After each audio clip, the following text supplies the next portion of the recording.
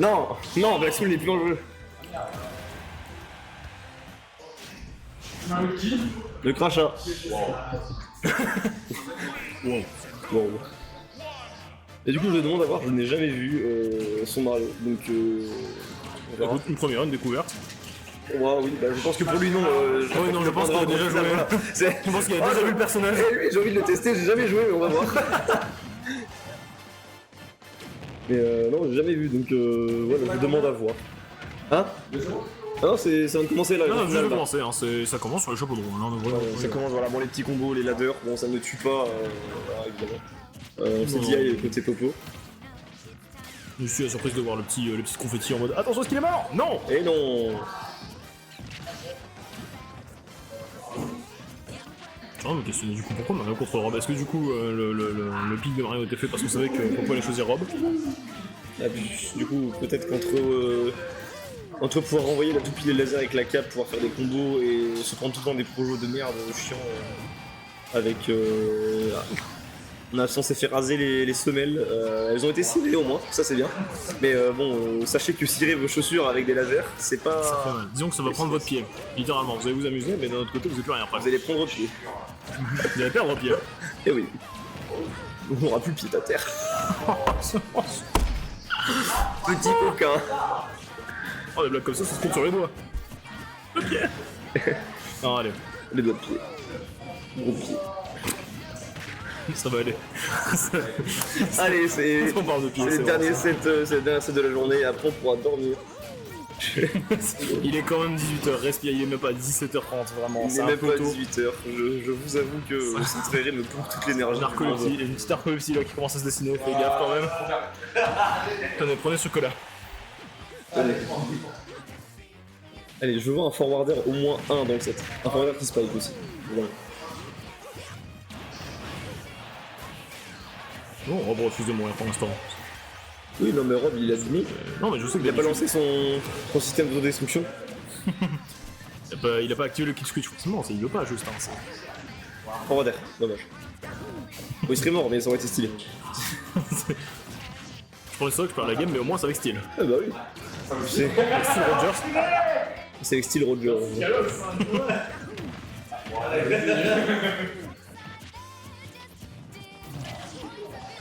Ok. D'ailleurs, tu vois, on continue de jouer avec les Beyblade, et je pense que ça fait moins chier Mario les Beyblade que Steve. Et le coup de brique qui gagne sur le down tilt de Rob, surprenant pour tout le monde. Applaudissements dans les bureaux visiblement, l'assemblée n'en revient pas. Et là on peut revenir. Suspension séance, plus personne n'y a cru. Voilà le père en couverture, hein, On va attaquer cette fois. toujours se munir d'une couverture de EPR en cas d'accident.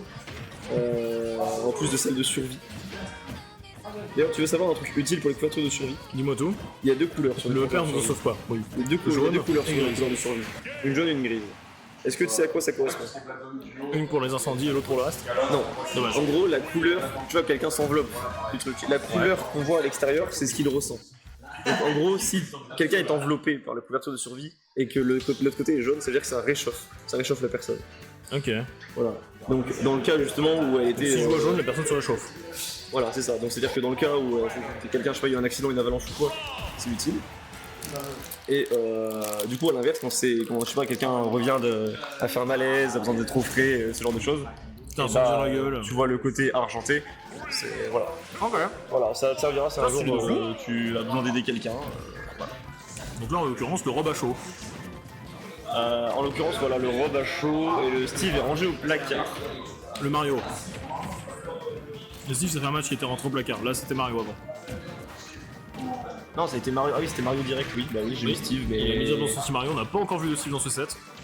Ouais, non, mais j'ai pété un boulon, écoute. Counter hit en trépigne, hein, il aurait préféré un duel de moustachu plutôt que d'affronter l'homme Le au bloc. carré, l'homme à la coupe au carré. Bah, écoutez, donc, premier match du coup je crois de crachat avec Pokémon Trainer de la journée. Alors, en ayant jouissif toute la journée, est-ce que c'est judicieux? Certes c'est son main, mais niveau échauffement, niveau habitude, est-ce qu'on va réussir à rentrer dans la game tout de suite? Est-ce qu'on va réussir à retrouver ses habitudes de jeu tout de suite? Il pourrait y arriver, c'est un bon joueur, Mais l'effort, je pense qu'il y a plus, ça demande plus d'effort du coup de se remettre dans un personnage là. Ah, disons que manette en main, nécessairement, ça va redemander des habitudes à retrouver pendant le match et surtout face à un Mr. Popo qui va pas forcément te laisser le temps de respirer, donc le temps d'avoir les meilleures marques possibles. Typiquement.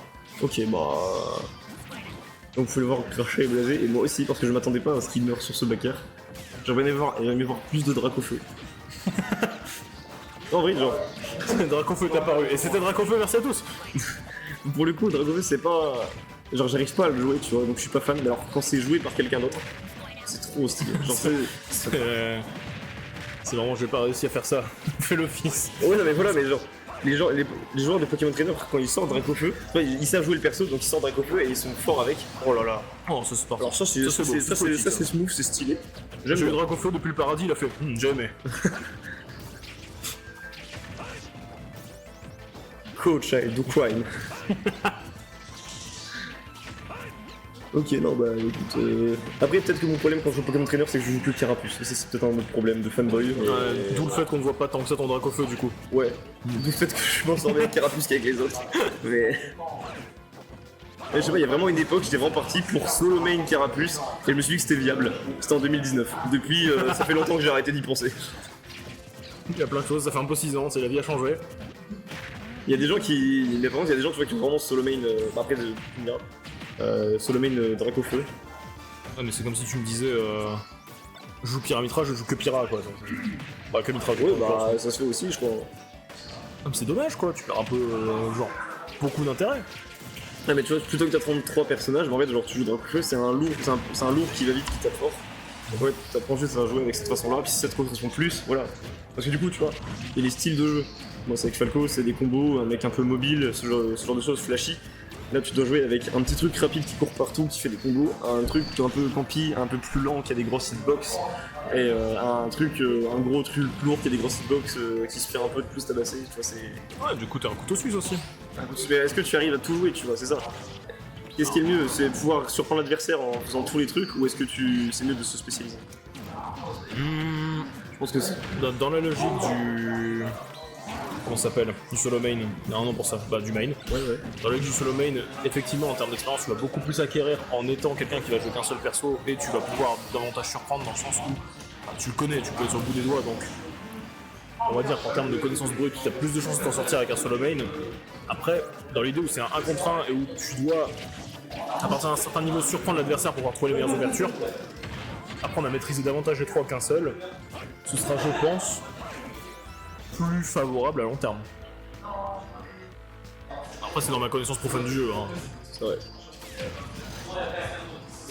Et voilà, je crois que le gars qui avait solo main Dracofeu s'en sortait très bien, tu vois, en fait. Mais parce que tu vois, en fait, tu peux reprendre un peu sur les archétypes. Là, genre, Dracofeu, gros, lourd, qui va vite, qui tape fort. Bowser. Oui. Dans l'idée, ça ressemble à du Bowser, tu vois. Tu sais, ce que tu me dis, ça me rappelle pour comparer. Je vais comparer avec League of Legends simplement. Ouais. Un joueur qui solo main Yorick Ouais. et qui littéralement a basé toute sa carrière là-dessus. Le mec, ça fait pendant des années qu'il fait des vidéos où il met toutes ses games de Yorick tous les jours. Putain, il ne joue que Yorick. Et c'est trop bien. Le mec fait des streams de 8 heures de suite où il ne joue que Yorick. J'avoue, je me dis- c'est étonnant de jouer qu'un seul perso sur League of Legends. Bah, surtout quand les bans existent. Je me demande ce qui se passe quand Yorick est ban. Est-ce que du coup il doit juste arrêter le jeu ou Est-ce parce que que je joue pas? Oui, genre tu peux bannir des persos en face. Ok. Ah bah on a repris le style, écoutez. Et tu vois, on sait que c'est pas optique d'avoir un seul perso, surtout à League of Legends, un jeu où tu peux faire des bans. Oui, bah oui. Après, du coup, pour le coup, sur Smash Bros, les persos ne bannent pas de perso, donc. Et c'est pour ça que je me dis, quand t'as un perso qui peut être plusieurs persos, je me demande si pour justement l'aspect couteau suisse, c'est pas plus intéressant d'apprendre à essayer de tous un peu les maîtriser. Juste pour répondre au maximum de situations. Après, forcément, je pense qu'il y en a un qui sortira toujours du lot. Oui, bah oui. On avait une belle petite phase là de Crusher, j'ai bien aimé la suite de EPR avec les blocs et tout. C'était vraiment pas mal. Là, on reprend le style. Est-ce qu'on rebase un peu ses espoirs sur Steve? Est-ce que finalement on préfère rester sur la mémoire mécanique de la journée, sur l'échauffement de la journée sur Steve et continuer d'y croire? Est-ce que finalement on va pas préparer ce Steve pour ce moment C'est vrai, bah finalement, il avait pris une game tout à l'heure à propos, donc son style peut faire des petites choses, mais là on a très bien dit, voilà, parfait. On survit toujours, donc bon, le prochain sera létal, le prochain petit upper sera létal, mais voilà, on continue de survivre. On peut pas le smash, mais ensuite sur le nerf, on évite de peu ce upper. Là, le upper tue. Ah ouais. Ok. Bon, écoute, le père a tué, shit happens. Je pense que. Peut-être juste qu'on était surpris vis-à-vis de la bonne de tout à l'heure, on s'est dit, bon, il avait survécu tout à l'heure à ça, on pense pas qu'il va mourir de ça. Je crois qu'il s'est fait toucher que sur la fin du upper, donc il s'attendait pas à se faire toucher, donc il a pas spécialement préparé la DI, tu vois. Ouais. Donc ça me semble plus être comme ça. Attention, sur le côté, on essaie de mettre un style, ça ne passe pas. La toupie qui est reprise, mais qui est renvoyée. On essaie de la garder, on veut l'utiliser, mais les nerfs, bon, les nerfs à foison qui se bougeaient. Et là, le back air, quand on sort du minecart, on a repéré qu'il faisait son master à ce moment-là. Le petit upper, voilà, ça met des pourcents, ça ne tue pas évidemment, et là, on est mort. On est mort, purée. Ah, toujours se méfier du robe qui dort. Le robe, Le robe, c'est un camionneur, hein. C'est un camionneur robotique, c'est-à-dire que vraiment il est prêt à te tabasser les dents d'une surpuissance. Vraiment, ce perso, Ouais, non, mais robe. plus on le voit, plus il est impressionnant. Oh, par contre, là, c'est un. Je vais pas dire si tu es un taureau de Mr. Popo parce que pour l'instant rien n'est évidemment décidé tant qu'il reste tout stock. Mais le match reste quand même ultra solide du côté de Popo. On n'a pas encore perdu une seule stock. On arrive à mettre un crachat dans les cordes.